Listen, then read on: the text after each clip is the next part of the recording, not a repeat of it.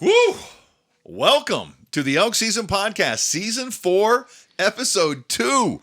It is February 13th, 2025. We are the Chambers Brothers. My name is Harold. I'm David. And today on the Elk Season Podcast. We've got a lot to talk about because our rate of getting podcasts out this year has been one per month so far. This is our second one for very numerous reasons. But we've got Destination Elk 7 that we've got to talk about. Yeah. Like 8 episodes into this thing already. Yeah. We've got wolves that we need to talk about, like usual. We've got elk, of course, on the Elk Season Podcast. Of course, Destination Elk is a part of that conversation.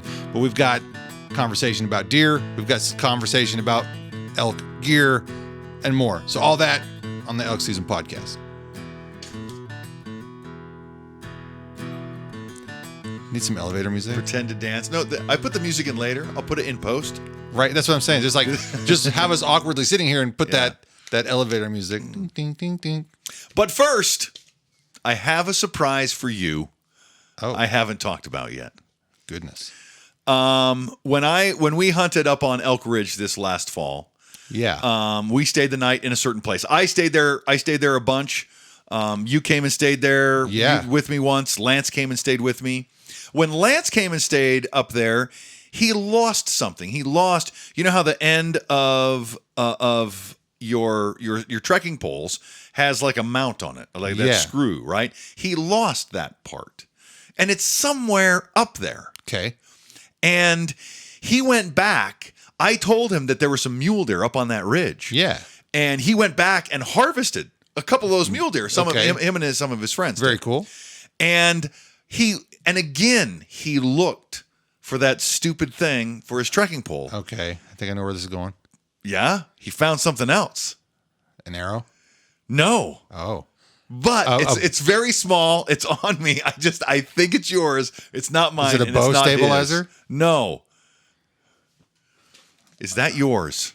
No, it is not. Well, you know what? Here, let me see it. Maybe it's mine. It might be yours. You know what? Oh my gosh, I know. It's a surprise yours. to me. So yeah, This is a strap from my underquilt bag. Now that I thought for sure, I don't have anything in that color. Well, all right. Yeah, no. I thought for sure. Look, I've lost 2 arrows up there. I was hoping, know. like, even though they're not going to be worth the darn by now, I was hoping you was like, he found an arrow. Oh yeah. So, no, dang it. There's also a bow stabilizer we lost when I first brought you up there. It rattled off. It unscrewed itself. Oh, that's right. From my bow. That's right.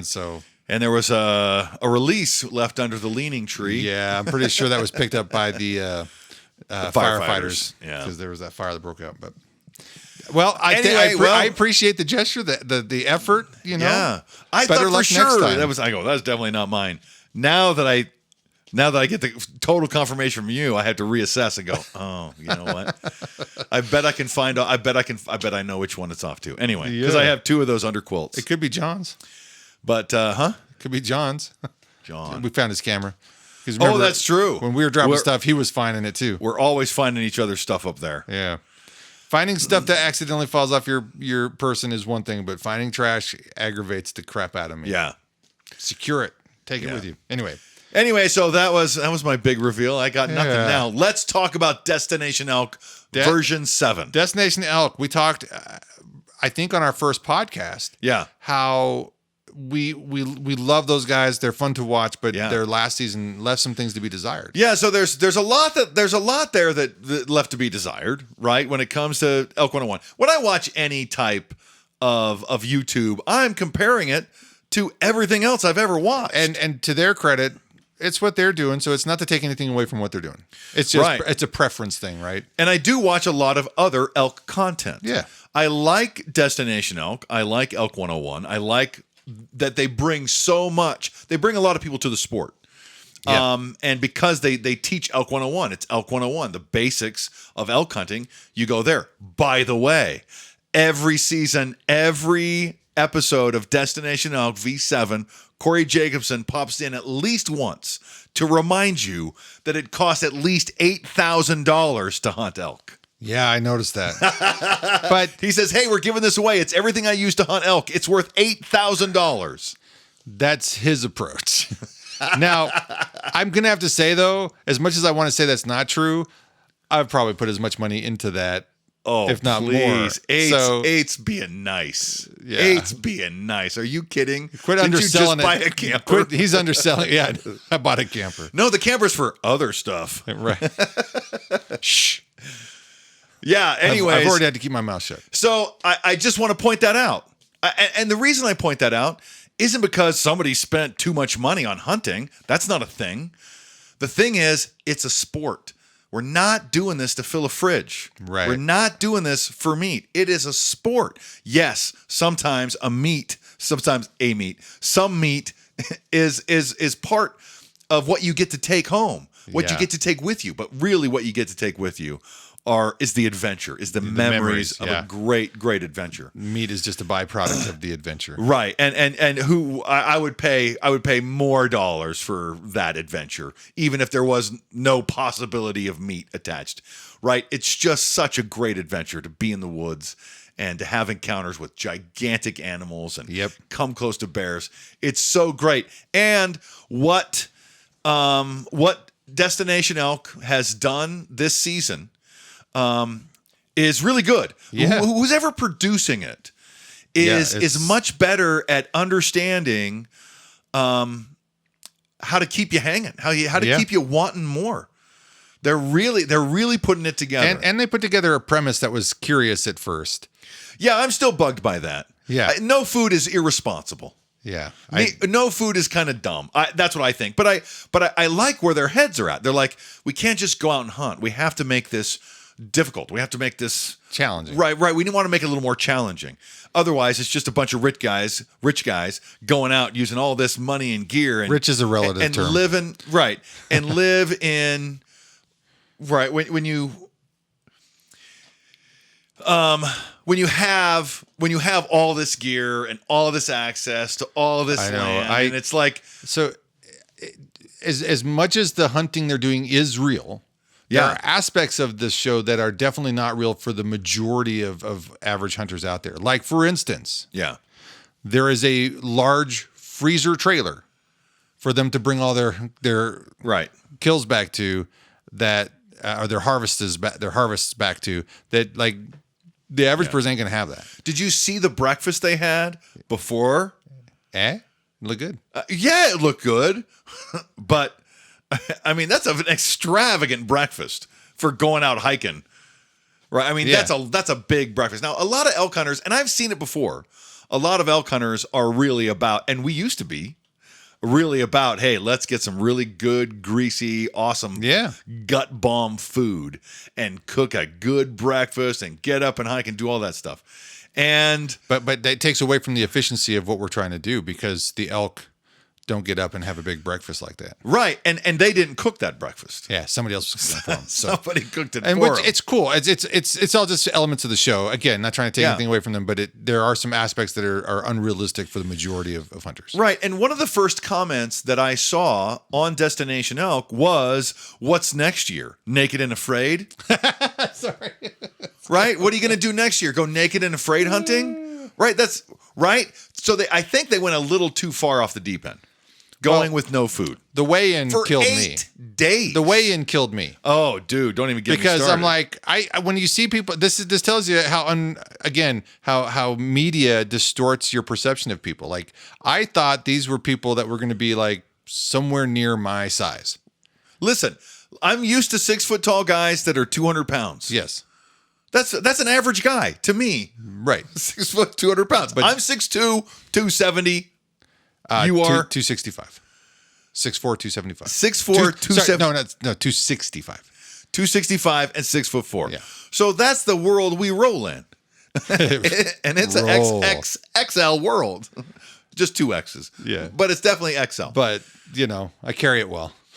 Right. And you said, what did you say about the one guy? The heaviest guy? Yeah, we have like 25, 30 pounds on the heaviest guy that they weighed in. And that just, because I'm sitting here like, in my mind, I'm like, I need an ego boost here. Like, one of these guys has got to be my size. Oh, the heaviest guy is 25, 30 pounds lighter than me? Dang it. Yeah. Yeah. And so here's what I would suggest. I don't go naked and afraid. No. There are really, really creative things you can do that would make your adventure so much better. Okay, and I would suggest, first of all, Corey Jacobson was right. You need some fat. Yeah. He was dreaming about the fat on that elk. We're going to melt that down, and he wants that calories. Fat has 11 calories per gram versus the 7 or 8 or whatever it is for protein and carbohydrates. So it's a very good energy source. But I would first, how we feel about freeze-dried meal pouches on this show. Okay, we're never going to get sponsored by Peaks. I'm pretty sure. Well, so Peaks has a refuel, but Peaks has a lot of other gear too. I know.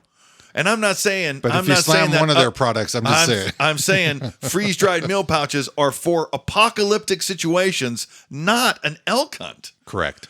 So I'm hours away from refrigeration. So are you heading in the direction? I don't mean to step on your toes of where you're going with this conversation, but I'm just wondering: are you headed in the challenge direction of saying, challenge yourself to have like real food while hunting, like instead of having freeze-dried, like see what you could, because like that's what we did. We started doing.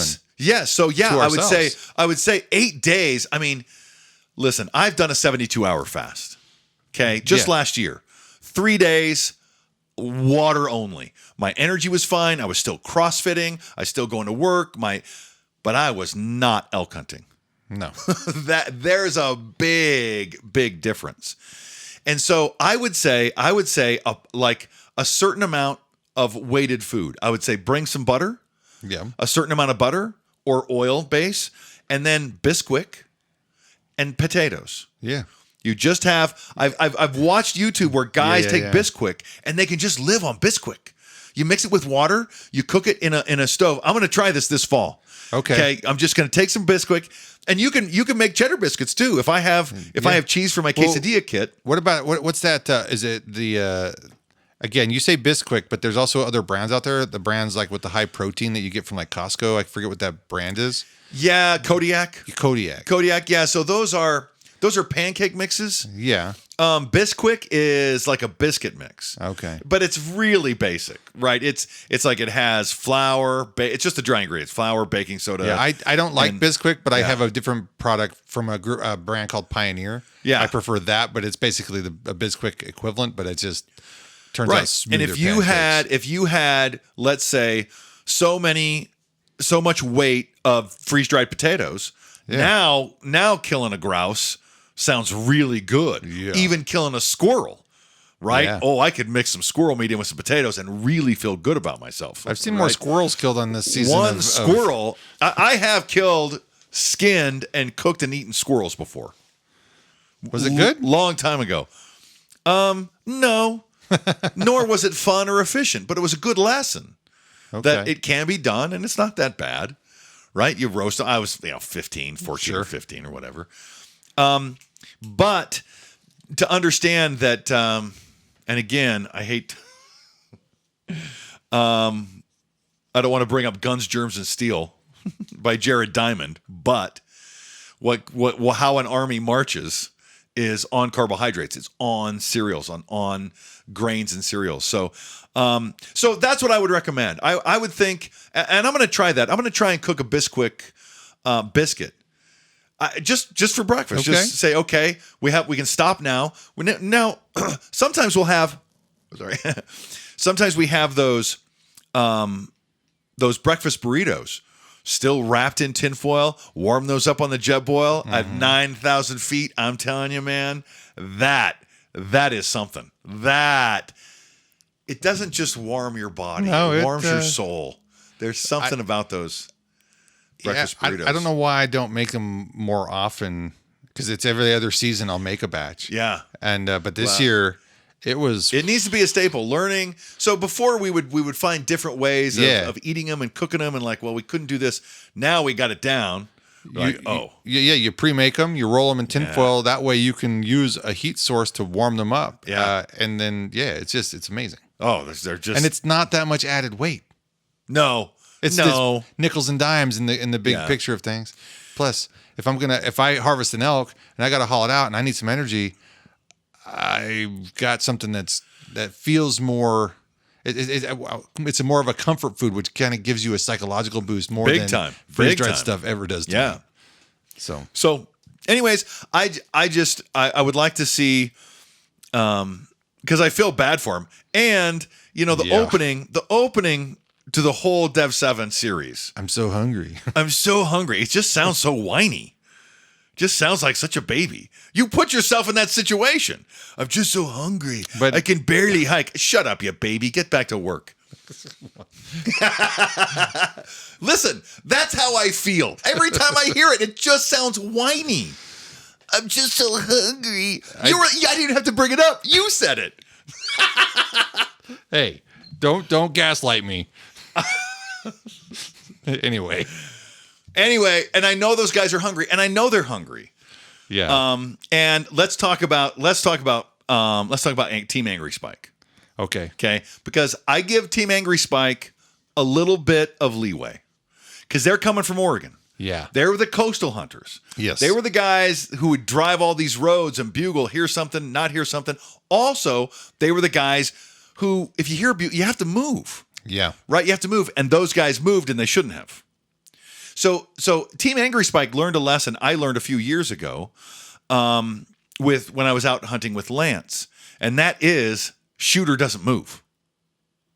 Right? The shooter doesn't move. The caller moves.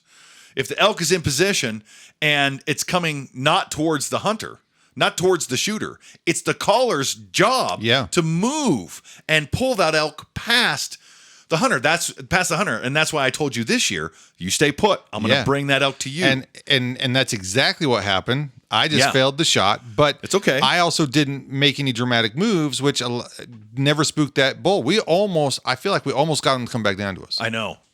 He was there was something about that situation that wasn't right. If maybe we had the decoy. Yeah. Maybe we could have got him in. Maybe, I rethink that situation because we were so in the open. Yeah. And he's like, I hear an elk and I should see an elk, but there's not an elk there. Yeah. And now something happened and I'm a little. Should the decoy be near the collar or near the shooter? Near the collar. Okay. Because you want him to come into that. Right? You want him to come take a look. So, where was I?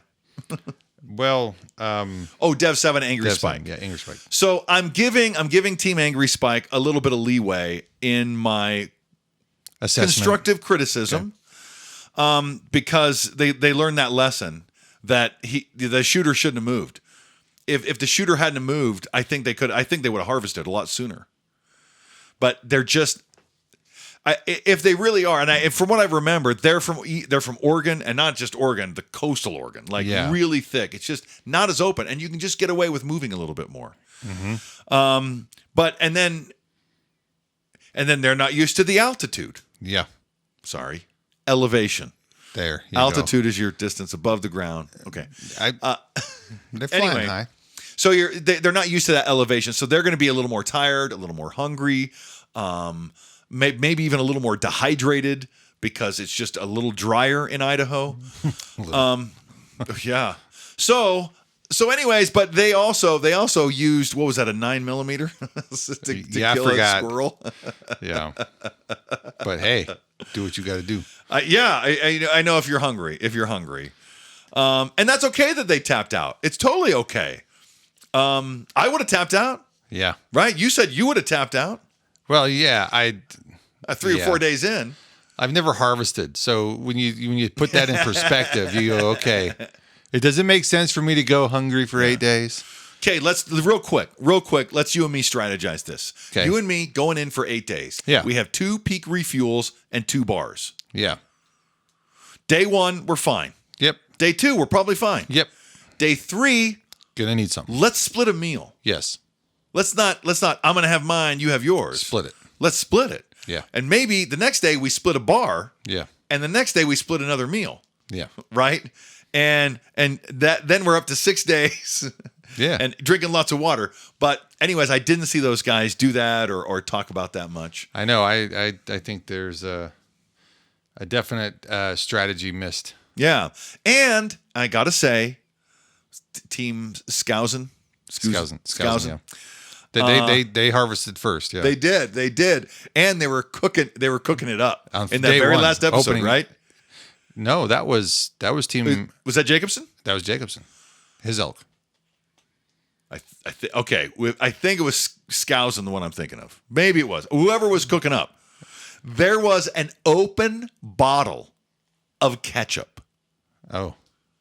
Okay. Did you not see? I'm going to have to rewind the tape. They are grilling elk, and it's not just a bottle of ketchup on the table. The top is already flipped open. The squirt hole is open. Yeah. Right? And I'm like, what else? Either what else are you eating? Right? Because you have, we're not eating anything. We don't have any food. Perhaps. Did you got some tots there or something? You're not putting ketchup on elk, right? Please tell me. Perhaps that's what they prefer.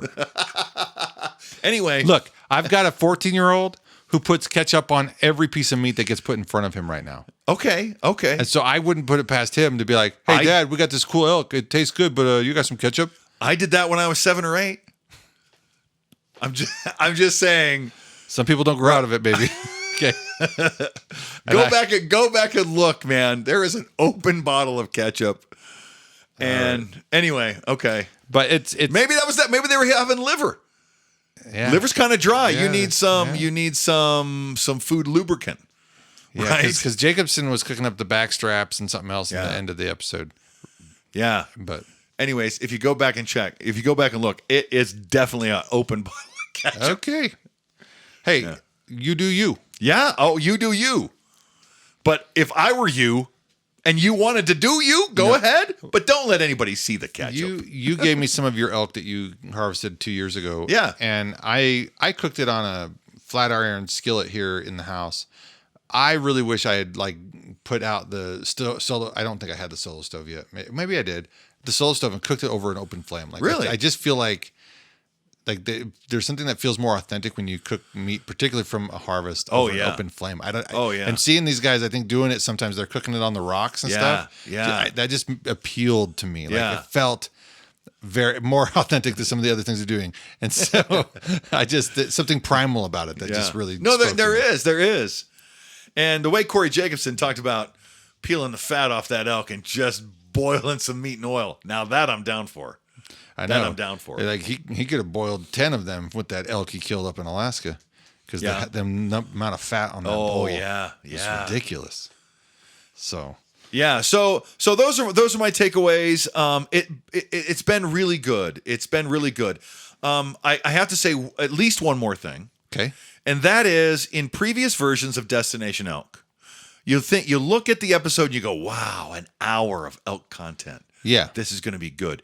And about 35 minutes into it, it stops being elk content, and it's Corey Jacobson and Donnie awkwardly talking to each other for another 25 minutes. Yeah. It's awful.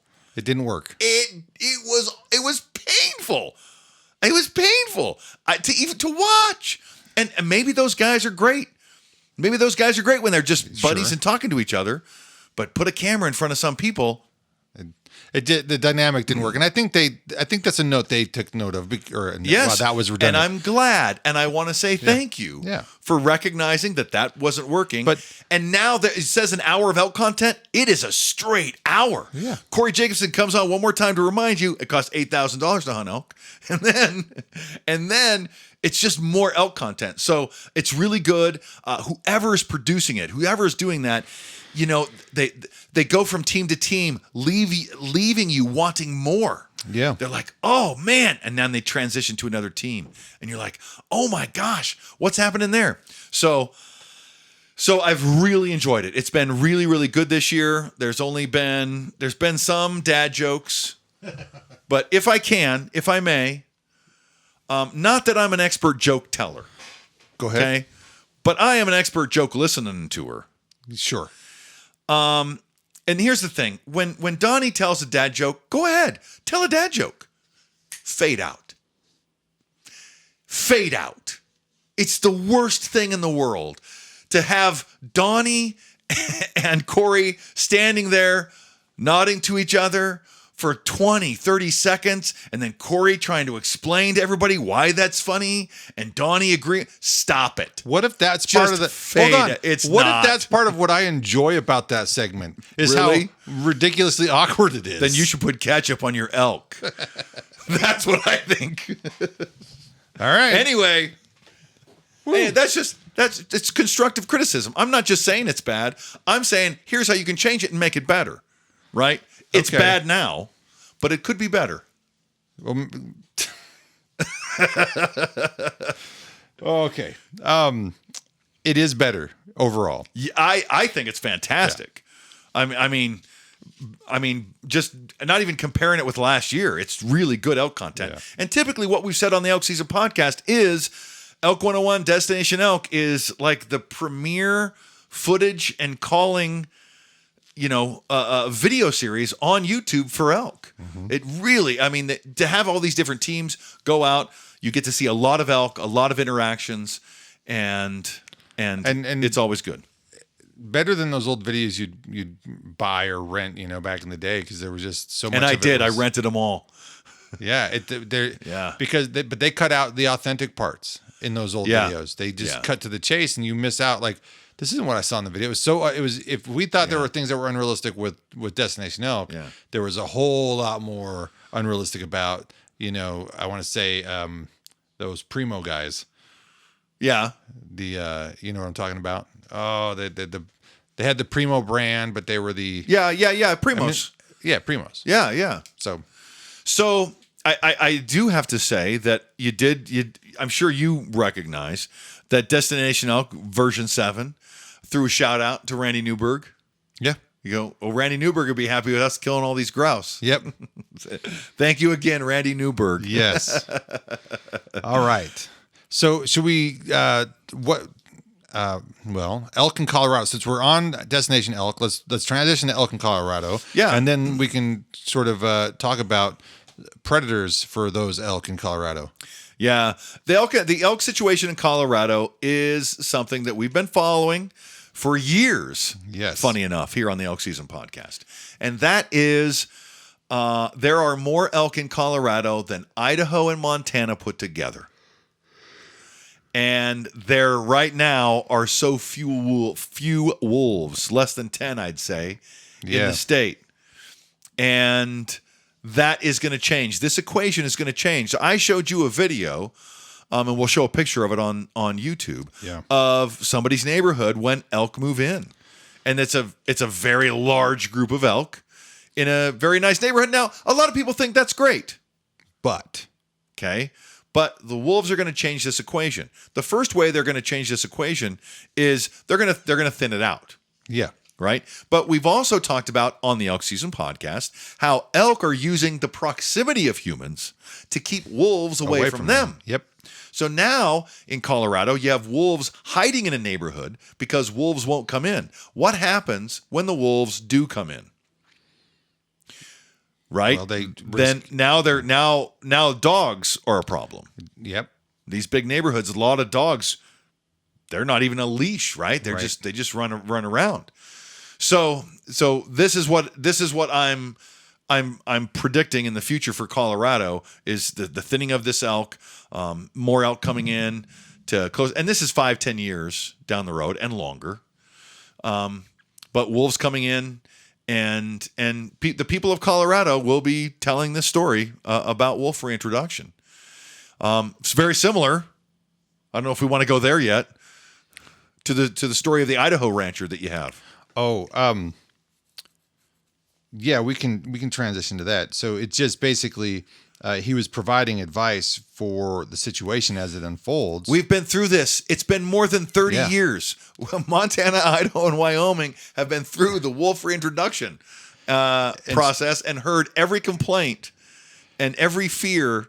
And my take on the article was that the title of the article was, I knew they were going to cause trouble. So I'm thinking, an alarmist here, right? Right. Idaho rancher share struggles with wolves ahead of Sierra Club coexistence discussion. Anyway, the article, the take that I got from this article was that he's like, look, it'll take some work. It'll take some adjustment. There's a way to do this. And maybe there are some aspects that are not preferable. And maybe somewhere in there he said he wished he didn't have to do it. But basically, if you think about how ranching works historically, you have a flock, you need to tend to that flock, and with some animals you get to this sense because you think that they're big and can handle themselves, like cows versus sheep need to be tended to all the time because of their vulnerabilities and their apparently sheep mentality. And your chickens. And yeah. Right. But when it comes to big bovines, you're like, they're big. They can kind of just do their thing, but that doesn't mean they're less vulnerable. And so you have to retrain the social ideas and expectations of what it means to be a rancher out in the wilderness where predators exist. Because the fact that they've been gone for all these years doesn't, it's made the situation compounded, because I have my cattle out there and I've been doing this for years, but now they want to reintroduce wolves. Well, it hasn't been an issue for the rancher now. It was an issue for ranchers then, but now it's becoming the issue again. Anyway, so it's just about adjustment, finding the way that it makes it work. And so basically he talked about predation was pretty bad at first, but we had trial and error, and we worked with our government systems to help compensate and to work through some of these issues. And eventually we found that you have to tend to them and you have to make sure that you just keep those animals away. Right. You're a rancher. It's your job. Right. You're grazing cattle in wilderness, right? In wild places. And those wild places have wild animals. And the policy previous was to get rid of the wild animals you didn't want. Yeah. And I don't blame them. They even did it in Yellowstone as a matter of policy to get rid of the wolves. And they realized that was kind of dumb. But let's see. I had a good profound thought there. There was something floating around.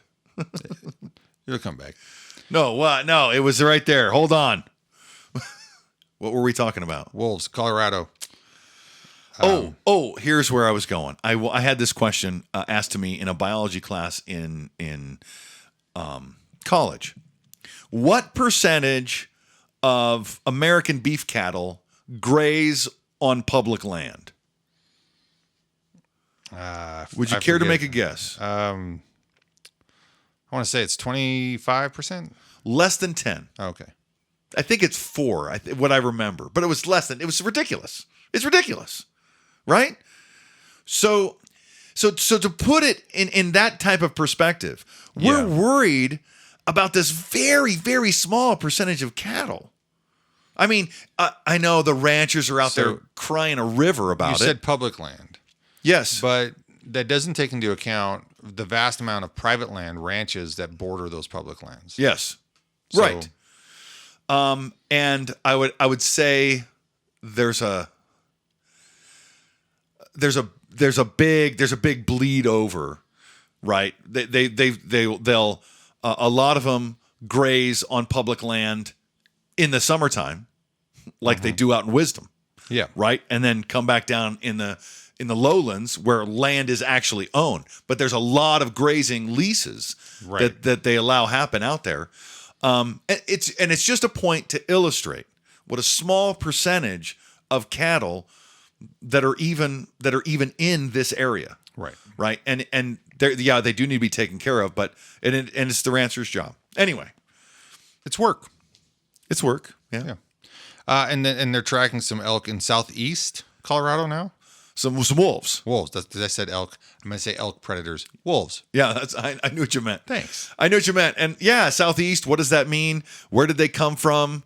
Were those the reintroduced ones? I don't know. The wolf story in Colorado is unfolding, and we will continue. This is the only bit of news we've had on them in the past month. So we're keeping an eye out for them, and we want to keep talking about the wolves in Colorado and the elk numbers and see how things go. So let's shift gears here to a really cool deer harvest. From back east. Yeah. A mule deer? Yeah. No. No, it was a whitetail. Yeah, definitely a whitetail. It was a whitetail deer with, we call him Count Buckula, because he had canines, which made him a vampire deer in my mind. Yeah, it looked like little vampire teeth. And in fact, they're right there where the ivories should be, on an elk. So curiously speaking, did he probably harvested this with a wooden arrow?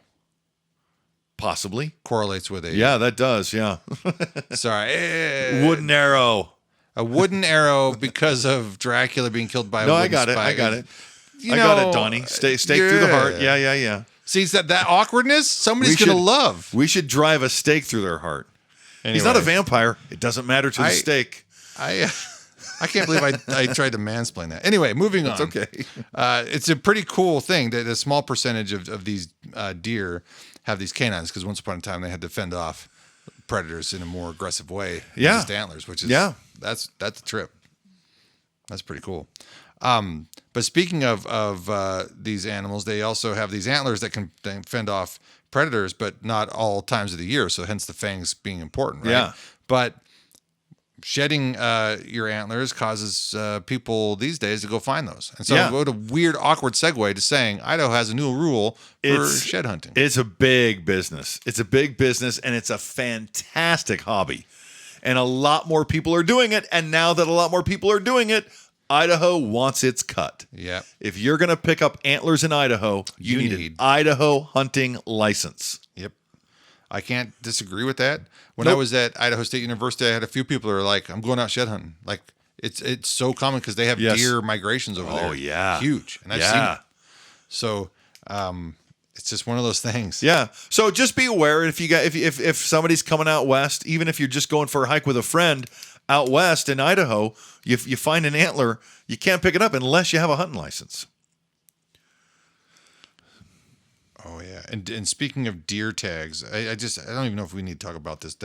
I don't know the state of this bill in Wyoming, but they were saying we want to allow homeowners with these large ranches that have deer populations that are kind of a menace. Let's work with those ranchers, give them tags to sell for their ranch, give them that option. They don't have to, but give them the option. Right. So I don't know if that went anywhere. Sounded like you weren't a big fan of that idea. No, not at all. Yeah. So deer and elk, wild animals can cause damage to private land, right? Yes. That's what depredation means, right? If your land is being depredated on, I'm not sure how to conjugate that. Me either. Then you should allow hunters in to do that, right? Those are public deer. Yeah. A private entity should not be receiving money for public deer. It's like if I went out and shot one and sold the steaks. Yeah. You can't do that. Just because the deer's on your land, you don't own the deer. Yeah. I'm very much against that idea. Hopefully it didn't go anywhere. We'll see. You know, the former head of the Wyoming Game and Fish, or whatever it's called, is now the head of something in the Trump administration. Okay. So I will see if he was a part of that, because sometimes you get people in those positions, then stuff like that, if he was pushing it, gets pushed through. So a new administration means a bunch of new laws. And I don't know. We'll see what happens with that. So that's always upsetting every 4 years, or every time there's a new administration, there's a whole new list of cabinet people that come along and appointees that come along with that. And so we could see some changes trickle down to something local. Yeah. Hey, a story that we shared on the last podcast about a bear attacking somebody in Pennsylvania. Yeah. So literally the next day after the podcast, I came across a headline that apparently they had determined that bear was rabid. Oh, wow. And I can't remember our conversation on that podcast, but I know we talked a little bit because it was something peculiar about the video and stuff. But right, because the guy was not approaching the bear. In fact, he saw the bear and tried to run. I go, well, it triggered the bear into predator mode or prey mode. Yeah. Thinking that you're running from it and trying to get away. But it was more than that. Yeah, a rabid animal doesn't tend to shy away, and it'll do funny things. So just wanted to throw that in. Well, I hope he's okay. That is frightening. I can only imagine what it must be like to have to get those dumb shots. I was thinking, I think we need to reframe, because I was thinking about this the other day walking to class. If you have to get the rabies inoculation because you've been bitten by an animal or something, you hear people say it was a very painful, one of the most painful shots I ever had to do. Yeah. Well, it's not the shot that it was your body adjusting to what's in the shot. So I guess what I'm trying to address here is the unnecessary fear people have of needles. Yeah. So when you say the shot was the worst thing I ever felt, anyway, I don't know where I'm going with that. I'm going to move on because it seems kind of dumb. Okay. But rabies would suck. Yeah, rabies would suck. I think that's what I was trying to say. What's your favorite game meat? So I really don't have a favorite. I don't eat enough wild game meat to really say, oh, this is my top 10 or this is my top 3. But I've read some books, as you know, and I've read books on trappers. And the trappers talked about this. There was 2 separate books I've read in the past 2 years where the trappers go through the list of wild game that they like to eat. And the top of their list is buffalo, is bison. Yeah. I've heard that too. And I watched an entire TikTok, and they're going around the meat eater, Steve Ranella, meat eater. I think it's meat eater. They're going around the whole meat eater office saying, what do you like? And they're like, oh, I like this. Nobody even mentions bison. Wow. Which is, a lot of people probably never even had wild bison. Yeah. I haven't had wild bison. I can't. And I was in a party that killed a wild bison. I can't say that I've ever had wild bison, but I have had bison. Right. And I didn't hate it. It doesn't fall at the top. It's in my top 3. Yeah. And I haven't had and like you probably had more venison and meat than I have. But I do have a preference in my mind. I do find elk to be the best. But I have a strong memory of eating some pronghorn you killed back in the day, fried in butter on the stovetop, dipped in ranch dressing. It was so delicious. Yeah. And then I had some buffalo at a lunch a couple years ago.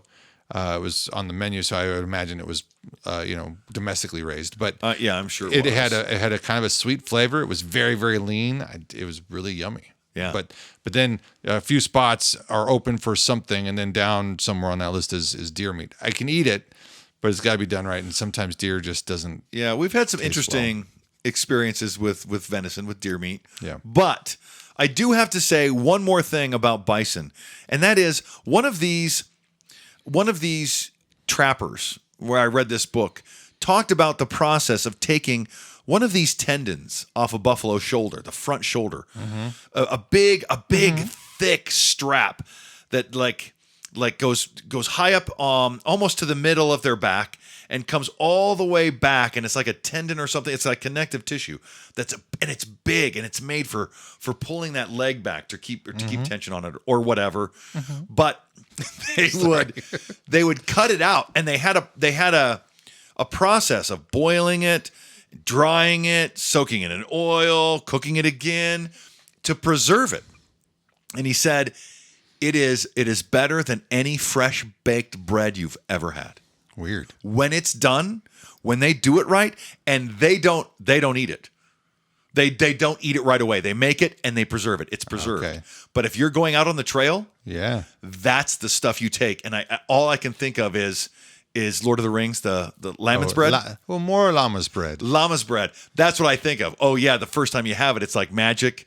And it's like, oh, it just gives you all the energy that you ever needed. And that's the way he described it. It was like a 10, on a scale of 5. Oh, wow. It was like so good. And I would like to go back and listen to that book again and figure out, okay, what tendon they talk about? Let's try and reproduce that. Whew. What's it been doing here in Twin Falls all day? It was sunny this morning. It was. And then it started to snow. Oh, it's been snowing and blowing. In fact, I didn't even park in my garage because there's a big old drift I got to go dig out after this podcast. Big. It's only bigger by the time I get out there. I'm sure. It's going to be snowing until maybe 9 or 10 o'clock tonight. Yeah. But our water year is looking pretty good. Yes. As mild as the winter has felt so far, the mountains have been doing good. The snowpack is good. Again, we will keep on top of that story here at the Elk Season Podcast. Yeah. What would we do before people would show us, like on Facebook, on where to hunt and where to go before Onyx? How did we go about this? This is like before Facebook. So, before social media. Just say before social media, because some people will post like, let's say in 1982, right? Yeah. Let's say 1986. I hooky bobbed from church. Hooky bob is when you grab the back of a vehicle and it drags you through the snow. We call it a hooky bobbing. Yeah. It drags you through the snow like you're skiing. It's really fun. It's called hooky bobbing. I hooky bobbed all the way to school. Wow. From church to school. And I'm just like, just keep going. I'm fine. Which was a ways, right? Wow. And if we had social media, I would have posted it. Yeah. So there are people now that will just post Just so you know, in 1985, I hooky bobbed from church to school, and since there wasn't social media back then, I'm telling you now. Yeah. Right. And so that's what this book represents to me is some people go out and do these incredible adventures in the out of doors, and they're like, nobody's going to believe this. Yeah. What a great time. And I found this book that somebody was, I guess, so motivated by his experience to write about it. What's it called? Ramblings of a Newcomer. A Year in the Lost River County of Idaho. Wow. Through the eyes of an old inkslinger. Inkslinger. Yeah. Yeah. Was he a newspaperman? Was he a writer? Writer, maybe. I don't know. Well, yeah, because he wrote a book, or he knew how to put those thoughts together. Maybe. Yeah. Anyways, I thought it's fantastic. Kind of want to read it. I know, but that Lost River area, we spent a lot of time up there. Yeah.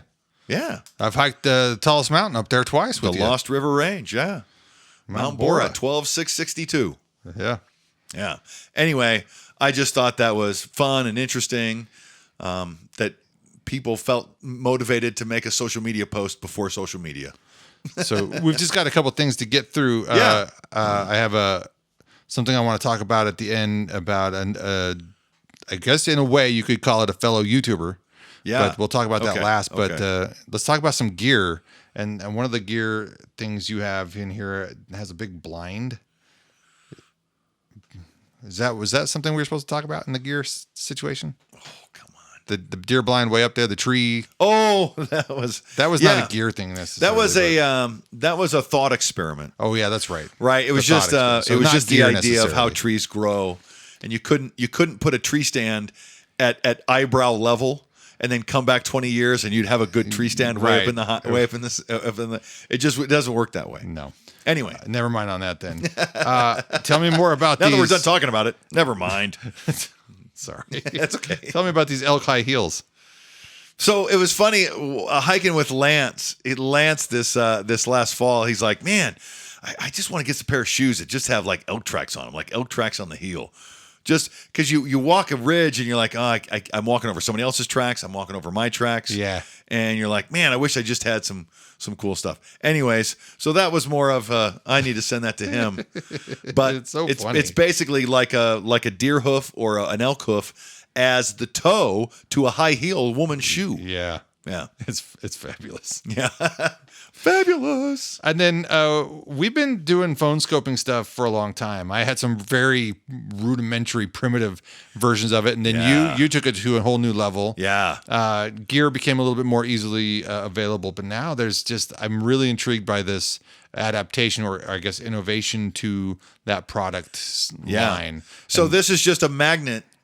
Right, you have something attached to your scope and something attached to your phone, and instead of the rubber cusp or cone that fits around that, and you have to kind of wiggle it up and down. These are high power, very small magnets, and it just holds into place. You're there real quick. Yeah. So I like that. I think that's a good gear innovation, and I'm sure I'll go to something like that in the near future. It just seems like it simplifies setup, just one of those efficiency things. It's the Elk Season Podcast. It's only episode 2 of season 4, but we're not the only ones doing stuff on YouTube. And I just felt like this guy I discovered on YouTube a few weeks ago, and I just really got sucked into his content. Yeah. And I go, I bet Harold would love this guy. And since our last podcast is when I discovered him. Oh, really? I have been following him for months, if not even more than a year. And so I'm really into him. I'm telling people at work. I'm excited to tell you about him. And I saw a post from his wife. Now, the YouTube channel's Desert Drifter. Yeah. You had a really good way to describe what he does. So Desert Drifter goes onto Google Earth and finds suspicious shapes, because in the American Southwest there were thriving civilizations living in caves. Yeah. I've been to see some in New Mexico. I mean, there's all this ancient stuff, and there's so much space out west. You don't know how many wide open spaces there are. And there are things undiscovered, untouched, or at least unreported. Yeah. And Trek Planner would look at Google Earth and say, you know what? There's a formation here that's like straight lines, or there's a ring on the top of this rock. I'm going to go out there and look at it. Yeah.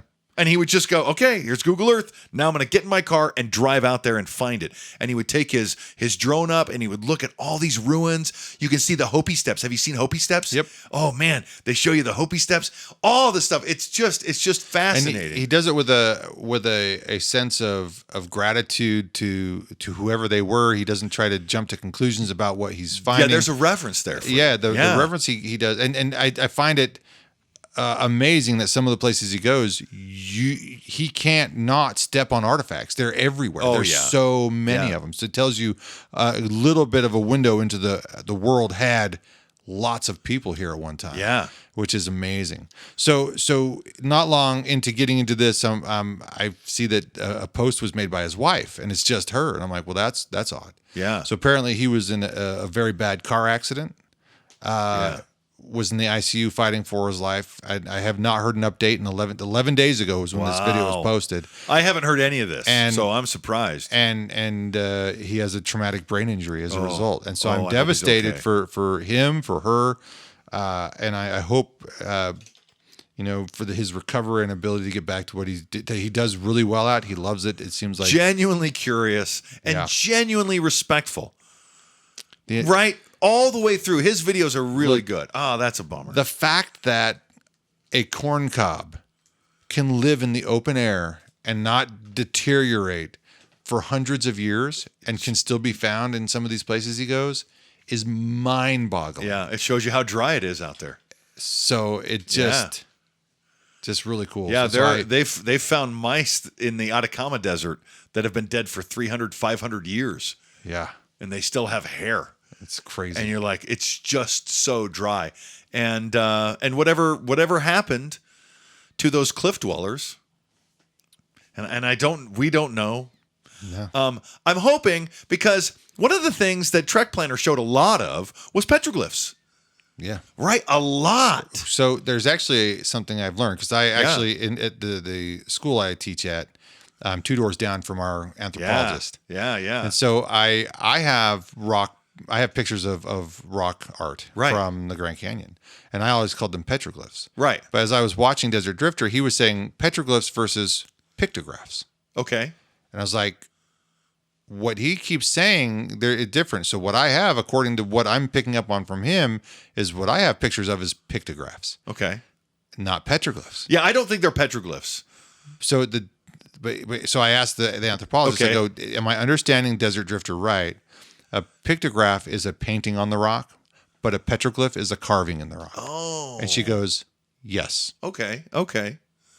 So if they use like red ochre, ochre or ochre, if it's painted on, then it's pictograph. Painted. Okay. If they've carved and etched into the stone, it's that's a petroglyph. Okay. Well, what I'm waiting for is for a collection of these things to be archived and AI to help us decipher them. Sure. And I think that's a reality, because now they're fairly indecipherable. I'll have to ask if she knows of anybody doing that. Asking AI to synthesize some of this data to help us put it together. Same thing with the pyramids and the Mayan code. AI is going to do a lot of grunt work there, and I'm excited to see. The American Southwest is an amazing place. It's amazing and beautiful, and vast. I've been fast. I want to go explore some of it. Did you hike all the way to the Colorado River when you went into the Grand Canyon? Yes. You went all the way to the Colorado River? Yes. Wow. Yeah, I know where that trail is. I'd love to go back and do it again. We should do it. And I can show you those pictographs. Okay, before I will commit to that. You say when, I'll go. But I want you to commit to something. Coming up in June. Okay. It's an archery contest. Okay. It's an archery shoot. You take the ski lift all the way up to the top of Magic Mountain, and you hike down and you shoot at 3D targets. Yeah, of course. You in? I'm in. Okay. I need the date. I had it somewhere, but I'll get back to you. We'll get back to you on that. Totally want to do it. That sounds like a blast. Okay. Cool. Now say that into your microphone. That sounds like a blast. I totally want to do it. Yeah, I'm does. committed. All right. Yay. And if it's an overnighter, I got a camper now. Yeah. We didn't even talk about that, but we don't have time for it because we are 58 minutes into this beast. Wow. Yeah, this is a good one. Lots of stuff to talk about. And more Destination Elk to talk about next week. And I'm excited for it because it's been very, very good. Been a good season. Anyway. All right. Till next time. Cheers. Goodbye. In the morning light, before dawn, bow grip tight, heart beating strong. Through the forest, ancient giants roam. In the land where the wild calls me home. Through the whispering pines and the autumn breeze, driven by the chase, crisp air I breathe. With every step I take, earth beneath my feet. In nature's beauty where the hunter and elk meet. The mountains rise, kissed by the sun. In September, where I belong.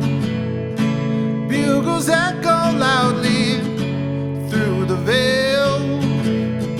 A symphony of an ancient tale.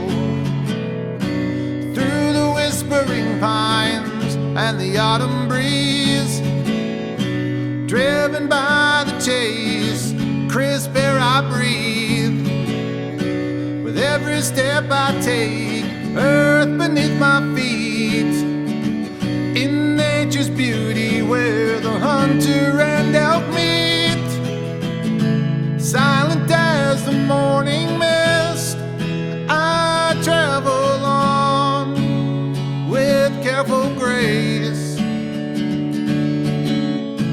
Every shadow, every sound surrounds me in this wild embrace. The challenge and the thrill, the patience and the skill. In the dance of life and nature, my heart's forever filled. As the sun sets, shadows long and deep, I find my place with the memories I keep. The chase and the beauty of a day gone by. Deep in the mountains, my spirit cries. Through the whispering pines and the autumn breeze, driven by the chase, crisp air I breathe. With every step I take, earth beneath my feet. In nature's beauty, out where the hunter and elk meet. Here's to the wild places where the elk and I both roam.